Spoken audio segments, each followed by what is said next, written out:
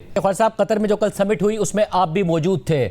उससे पहले आप हमारे प्रोग्राम में आए और आपने कहा था कि अब बाकायदा तौर पर इसराइल को चैलेंज करना पड़ेगा और हम मुस्लिम ममालिक के साथ हैं, हम उनका साथ देने के लिए तैयार हैं।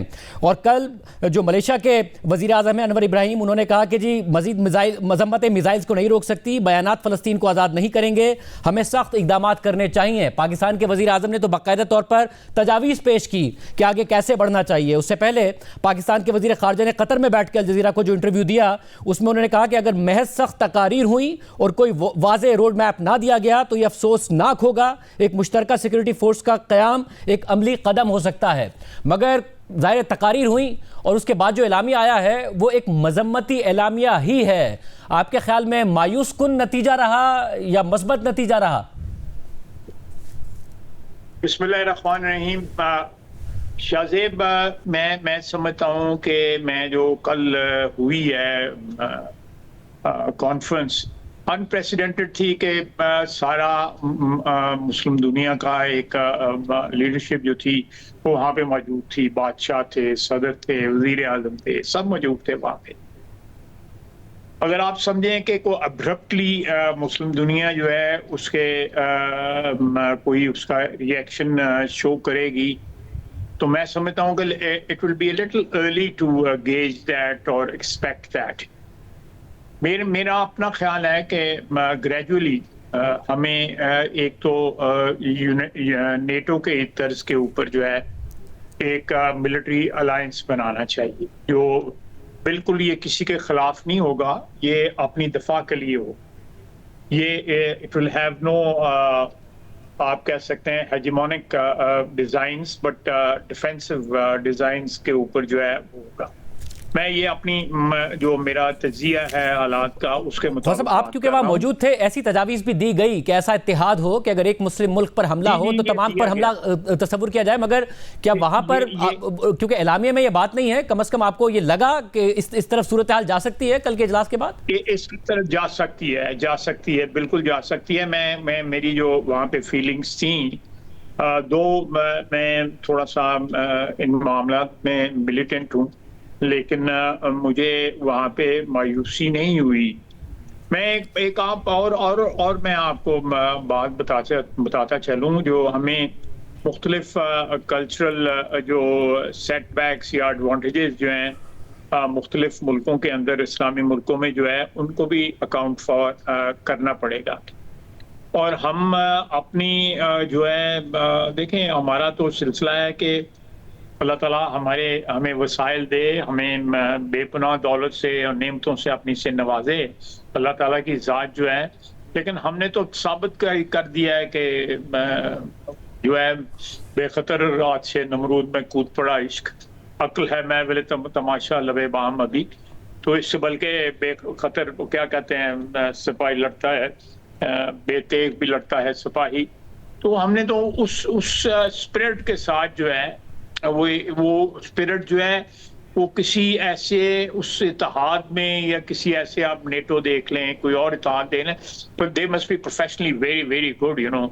लेकिन ये जज्बा जो है ये कहीं और से आता है, ये अल्लाह ताला की देन है जो हमें अता हुआ और हम जज्बे के साथ जो है ऐसा होता ना कि इसका कोई दबाव इस्राएली वजीर आजम पर पड़ता। कल जब ये इजलास हो रहा था और आप सब वहां मौजूद थे तो अमेरिका के सेक्रेटरी खारजा मार्को रूबियो उस वक्त इसराइल में मौजूद थे और नेतन्याहू ने उनके साथ खड़े होकर कल फिर पाकिस्तान का हवाला दिया और अफगानिस्तान का, कि अफगानिस्तान में अगर अमेरिकन फौज कार्रवाई करे, अगर उसामा बिन लादेन को पाकिस्तान में जाकर मारे तो सारी दुनिया तारीफ करती है। तो हम, और उन्होंने जस्टिफिकेशन दी फिर इस बात की कि उन्होंने जो कतर में जाके कार्रवाई की है और इसकी मिसाल में पाकिस्तान और अफगानिस्तान को रखा। एक बात मैं यहाँ पे पूछना चाहूंगा, उसामा बिन लादेन जो है वो मेड इन यूएसए प्रोडक्ट था, वो पाकिस्तान का प्रोडक्ट नहीं था। उसको सूडान से लेके मैंने पहले भी मेरे ख्याल आपके प्रोग्राम में मैंने कहा है, सूडान से if I am not wrong CIA के जो डायरेक्टर थे उस वक्त, उसको जनरल ज़िया के पास लेके आए और ये डिमांड थी अफगान मुजाहिदीन की कि हमें कोई मुजाहिद चाहिए, कोई प्रिंस चाहिए, कोई शहजादा चाहिए, you know, riding on the white horse, और वो जो है आके हमें लीड करे। तो कहानियों की बातें हैं। वो साहब यहाँ पे रहे और उन्होंने जो है जहाज जो है मेड इन अमेरिका जहाज जो है लड़ा, ना उसमें कोई इस्लामी बात थी, ना उसमें कोई मुसलमानों वाली बात थी। वो अमेरिका के तहफ़्फ़ुज़ के लिए जहाज जो है इन्वेंट किया गया था, सीधी सीधी बात है। वो रिडंडेंट हो गया, एक प्रोडक्ट था अमेरिका का, उसामा बिन लादेन, वो रिडंडेंट हो गया, अमेरिका ने उसको डिस्पोज ऑफ कर दिया। जिस तरह आप किसी भी चीज जो रिडंडेंट होती है आप उसको डिस्पोज ऑफ कर देते हैं। तो इसमें नेतन्याहू का कहना कि वो यहाँ पे था और उसको ये यहाँ पे तो लाए भी अमेरिकन थे उसको, हम तो लेके नहीं आए थे, हमें तो कोई पता नहीं था बिन लादेन क्या कौन, हमें तो इस तरह पता था बिन लादेन। मगर ख्वाजा वो जो अमेरिका ने कार्रवाई की उसकी मिसाल देके ये कह रहे हैं कि मेरी कार्रवाई भी ठीक थी कतर में, जिस तरीके से अमेरिका की कार्रवाई अगर अफगानिस्तान या पाकिस्तान में ठीक थी। नहीं देखे ना, ये लोग जो वहां पे बैठे हुए थे, ये बाकायदा मैंने आपके प्रोग्राम में कहा था अमेरिका की कंसेंट के साथ बैठे हुए थे। उसामा बिन लादेन अमेरिका की कंसेंट के साथ नहीं बैठा हुआ था, या किसी भी कंसेंट के साथ जो उस वक्त नहीं बैठा हुआ था। पहले लेके उसको आए यहाँ पे, उसको he was housed over here in Afghanistan and in Pakistan, लेकिन वो क्योंकि जरूरत नहीं थी उसकी, he had to be disposed of. इसी तरह ये कंपेयर नहीं की जा सकती सिचुएशन जो है।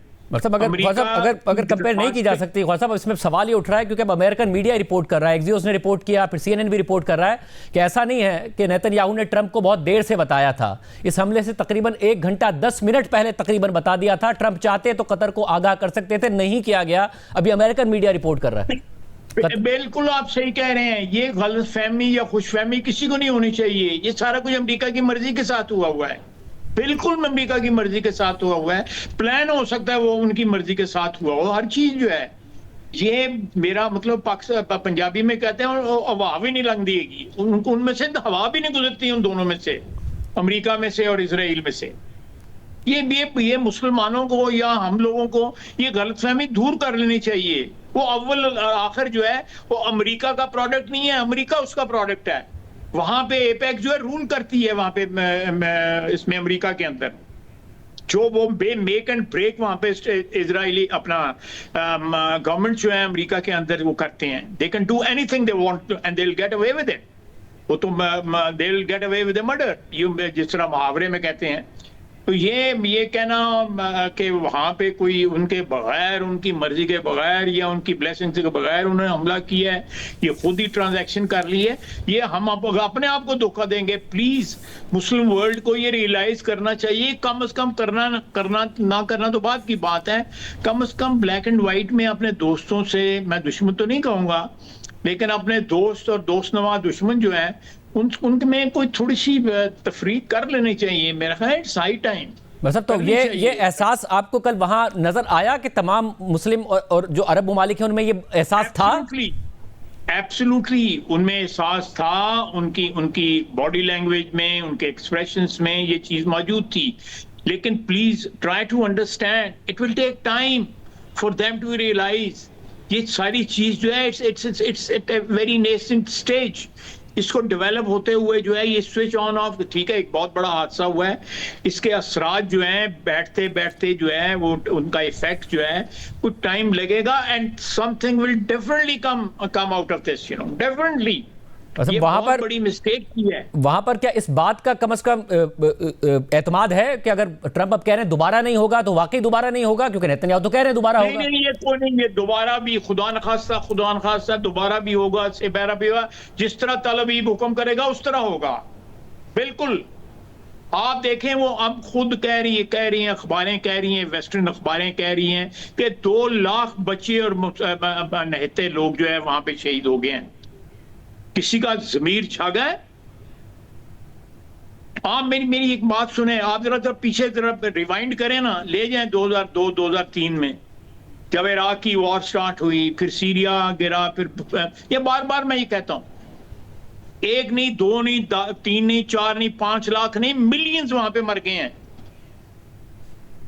तो इट्स टाइम। अल्लाह ताला की जात पे जो है उस पे ईमान को मजबूत करें। अल्लाह ताला ने इतनी नेमतों से नवाजा है, किसी को किसी नेमत और से ख्वाजा साहब, नवाजा है, किसी को किसी और नेमत। ख्वाजा साहब, आपने जाने से पहले एक और बात हमारी प्रोग्राम में की थी कि ये बात कतर तक रुकेगी नहीं। अब जाहिर इसराइल लेबनान में भी कर रहा है, शाम के साथ तो जो शाम के इस वक्त सरबराह हैं उनके साथ तो ट्रंप ने खुद मुलाकात की, उन पर पाबंदियां भी खत्म की, मगर शाम में भी नहीं रुक रहा है, सीरिया में भी बाकायदा कार्रवाइयां कर रहा है।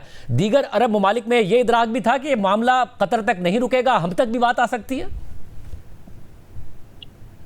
ये एक अनजाना सा खौफ तो डेफिनेटली उनमें होगा और होना चाहिए भी।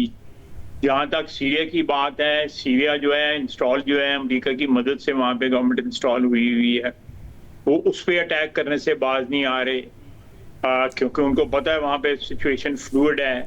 सीरियन लोग जो है वो डिफरेंट तरीके से सोचते हैं, बैटल हार्डन्ड हैं, ओवर लास्ट 2 डेकेड्स उन्होंने जंगें लड़ी हैं, किसी ने किसी के बिहाफ पे लड़ी है, किसी ने किसी स्पॉन्सरशिप पे लड़ी है, लेकिन जंगें तो उन्होंने लड़ी हैं।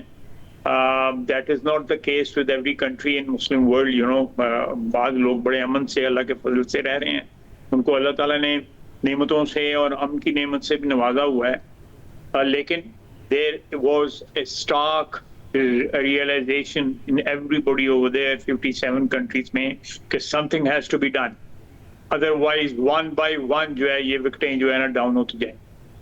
और अभी अगर एलामिया की हद तक नहीं है, आपको लगता है आने वाले उसमें अगर इसराइल इसी तरीके से आगे बढ़ता है तो कुछ ना कुछ होगा, मुस्लिम इत्तेहाद की सूरत में, मुमालिक के इत्तेहाद की सूरत में कुछ ना कुछ होगा? मैं एक बात यहाँ पे जरा क्लियर, मैं हो सकता है ये मेरी बात जो है समझ में ना आए लोगों की, जो रिएक्शन जो है वेस्ट के अंदर से आ रहा है ना, या जो वेस्टर्न कंट्री से या यूरोप से आ रहा है या फार ईस्ट से जो रिएक्शन आ रहा है गजा में मुजालम का, वो ज्यादा लीथल है, वो ज्यादा नुकसानदेह है इजराइल की एग्जिस्टेंस के लिए। उसी रिएक्शन ना वो मैसिवली ट्रांसफॉर्म हो गया इन मुल्कों के, इंक्लूडिंग अमेरिका। उसी रिएक्शन की वजह से नेतन्याहू कल ये कहने पर मजबूर हुए हैं कि तन्हाई का शिकार हो रहा है इसराइल, मुसलमान ममालिक की रिएक्शन की वजह से नहीं, जो मगरिब से रिएक्शन आ रहा है उसकी वजह से। 66% पब्लिक ओपिनियन जो है यूनाइटेड स्टेट्स के अंदर जो है वो इजराइल के खिलाफ हुआ है इस जंग की वजह से। पहले ये होता था कि ऊपर जो है ना, ऊपर की लेयर जो थी वहां पे जो उसकी स्टेट की जो हुक्मरान थे, सेनेटर्स थे, उनकी ब्यूरोक्रेसी थी, मिलिट्री ब्यूरोक्रेसी थी, हाउस था, हाउस ऑफ रिप्रेजेंटेटिव्स थे, जो एलीट थी, रूलिंग एलीट थी, वो सबमिट कर चुकी हुई थी, अभी भी की हुई है टू इजरायली प्रेशर, या इजरायली लॉबीज जो है उनको फाइनेंस करती हैं, उनको हम तो ऐसे ही बदनाम है ये सियासतदान के मैं किसी से पैसे पकड़ लेता हूँ, वो तो दिन दिहाड़े पैसे पकड़ते हैं, मैं तो फिर पिछले कमरे में ले जाके पैसे पकड़ूंगा कि मैं जो है शाहजेब को पता ना कर दे, प्रोग्राम कर छोड़ेगा। वो तो दिन दिहाड़े पैसे पकड़ते हैं, ख्वाजा साहब आपका तो सारे के सारे पेरोल के ऊपर हैं। ख्वाजा आपका ये क्लिप भी वायरल हो जाना है जो आपने कहा है कि मैं तो फिर पीछे जाके पकड़ूंगा पैसे। हो जाए मेरा मतलब, मैं तो मुहावरतन बात कर रहा हूँ कि मेरे में फिर भी कोई शर्म होगी, कोई यहाँ होगी, वहां तो खुले पैसे पकड़ते हैं, वो लीगल किए हुए सिस्टम के अंदर।